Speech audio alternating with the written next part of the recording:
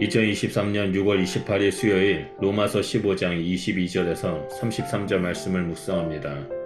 오늘 본문 말씀에서는 바울이 자신의 계획과 기대를 소개하여 스페인 선교에 동참할 것을 요청합니다.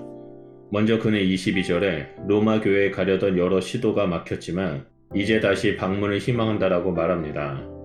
로마를 중심으로부터 동쪽 지역에는 복음을 전할 곳이 없고 몇 해 전부터 스페인에 갈 때 로마에 들릴 계획이 있었다라고 말합니다. 그리고 로마 교회 성도들을 만나 사귐을 가진 후 그들의 후원으로 스페인에 가고 싶기 때문이라고 말합니다. 베베를 통해 처음 이 편지를 받는 독자는 상당히 의아했고 당황했을 것입니다. 로마 교회와 전혀 상관없는 바울이 여러 번 방문하려 했다는 것도 금시초문이고 믿음으로 서 있는 교회에 복음을 전해 열매를 맺게 한다는 말도 이해할 수 없었을 것입니다. 그런데 편지 끝부분에서 비로소 그에 대한 속 시원한 해답이 나옵니다.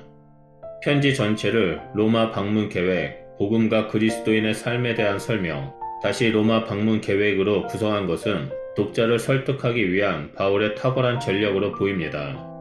본문에 의하면 바울의 로마 방문은 로마 교회와 교제를 나눈 후 그들의 기도와 후원으로 스페인에 전도하러 가려는 것임을 알 수 있습니다. 이에 대한 바울의 계획과 기대에 대한 설명이 25절에서 27절에 이어집니다. 일단 현재는 마게도냐와 아가야 사람들이 예루살렘 성도를 위해 준비한 연보, 즉 구제 헌금을 전달하는 것입니다. 여기서 연보는 세 가지 특징이 있습니다. 첫째, 가난한 성도를 돕는 것입니다. 둘째는 자발적 사랑의 표현으로 형제를 사랑함으로 율법 정신을 실천하고 완성해가는 것입니다. 셋째는 유대인 성도와 이방인 성도 간의 연합입니다. 연보를 통한 유대인과 이방인의 연합은 하나님과 바울과 교회에게 또 다른 의미가 있습니다. 하나님과 관련해서는 이사야서 66장 18절에서 21절에 말한 구원의 과정, 곧 이방인을 통해 유대인에게 다시 구원의 물이 흘러가는 과정이 성취되고 있다는 증거입니다. 그리고 바울에게는 이방의 사도로서의 소명에 충실한 결과이자 사역을 통해 구원이 완성 과정에 동참하고 있다는 증거입니다. 마지막으로 교회에 관련해서는 유대인과 이방인 모두가 하나님의 가족이 되어 서로 사랑하며 사는 삶, 곧 하나님의 뜻을 실천하는 증거입니다. 바울은 연보를 통해 유대인과 이방인의 연합의 의미를 언급한 것은 로마 교회 역시 견해 차이로 인한 갈등을 넘어 하나님이 기대하는 교회를 지향해야 함을 넌지시 권면하는 것으로 볼 수 있습니다. 바울은 예루살렘 사역 이후 로마에 들렸다가 스페인에 가겠다고 말하고 로마에 들를 때 그리스도의 충만한 복을 가지고 갈 것이라고 말합니다. 이 복은 복음 안에서 독자와 나누는 기쁨의 교제가 포함될 것입니다. 우리는 여기서 한 가지 궁금증이 생깁니다. 그것은 바울의 로마 방문과 스페인 선교가 실현되었는가에 대한 질문입니다. 추측하기로는 사도행전 28장 31절을 통해 바울은 로마 교회와 만나 교제했을 것으로 볼 수 있습니다.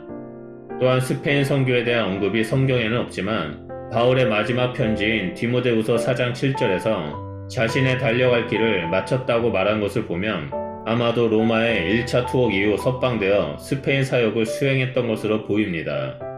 자신의 계획을 소개한 바울은 형제들아 라는 표현을 시작으로 그 가정에 대해 기도를 부탁하고 축도로 마무리합니다. 그의 기도 부탁 내용은 두 가지입니다. 첫째는 곧 있을 예루살렘 방문 때 믿지 않은 유대인으로 인한 핍박에서 건짐을 받고 연보 사역이 잘 마무리되게 해달라는 것입니다. 둘째는 하나님의 뜻을 따라 기쁨으로 독자에게 가서 함께 편히 쉬게 해달라는 것입니다. 이 기도 요청에 대한 응답과 달리 바울은 예루살렘에서 군중에게 폭행을 당했습니다. 그리고 가이샤라 감옥에서 2년 넘게 투옥이 되었고 로마에서도 제수 신분으로 투옥이 되어 갇혀있게 됩니다.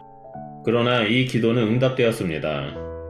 바울은 예루살렘에서 죽지 않았고 투옥 중에도 복음 증거의 기회가 있었으며 로마에서도 증거 사역이 계속되었고 심지어 스페인 사역까지 수행되었기 때문입니다. 바울이 생각한 형태는 아니었지만 하나님은 바울과 로마 교회의 기도를 듣고 당신의 방법으로 응답하셨습니다. 때론 우리가 생각하는 방법대로 기도 응답이 되지 않을 수 있습니다. 어쩔 때는 하나님의 응답이 늦어지거나 다른 방향으로 흘러갈 때가 있습니다. 여기서 중요한 것은 우리는 우리 방법대로 하나님께서 응답해 주시기를 요청하는 것이 아니라 하나님 방법대로 하나님 때에 이루어지기를 기도해야 한다는 점입니다. 그리고 중요한 것은 우리의 영혼이 늘 깨어 있어서 하나님께서 하나님의 때에 하나님의 방법으로 응답하시는 것을 놓치지 않고 봐야 한다는 것입니다. 그래서 이 땅에서 하나님께서 어떻게 선하신 방법으로 응답하셨는지를 보고 증인된 삶을 살아야 합니다. 우리의 삶은 하나님이 살아서 역사하시는 증거여야 합니다. 하나님은 지금 이 순간에도 우리를 위해 일하고 계십니다. 우리를 위해 쉬지 않고 일하시는 그 하나님만을 바라보며 이 땅에서 승리하시는 그리스도인이 되시길 주님의 이름으로 축원드립니다. 기도하겠습니다. 하나님 감사합니다. 늘 쉬지 아니하시고 우리를 위해서 일하고 계심을 감사드립니다. 하나님 바라기는 우리의 영혼이 더욱더 날카롭게 깨어 있어서 하나님께서 일하시는 것을 보는 자가 되길 소원합니다. 하나님의 때에 하나님의 방법으로 일하시는 것을 믿음의 눈으로 보게 하시고 우리 주변 사람들에게 하나님이 이렇게 행하셨다라고 증거하는 증인된 삶을 살아가는 자가 될 수 있도록 역사하여 주시옵소서. 그래서 우리의 삶이 하나님이 살아계신다는 증거가 되어 이 땅에서 빛과 소금의 역할을 감당하는 주의 백성이 될 수 있도록 함께하여 주시옵소서. 감사드리며 예수 그리스도 이름으로 기도드립니다. 아멘.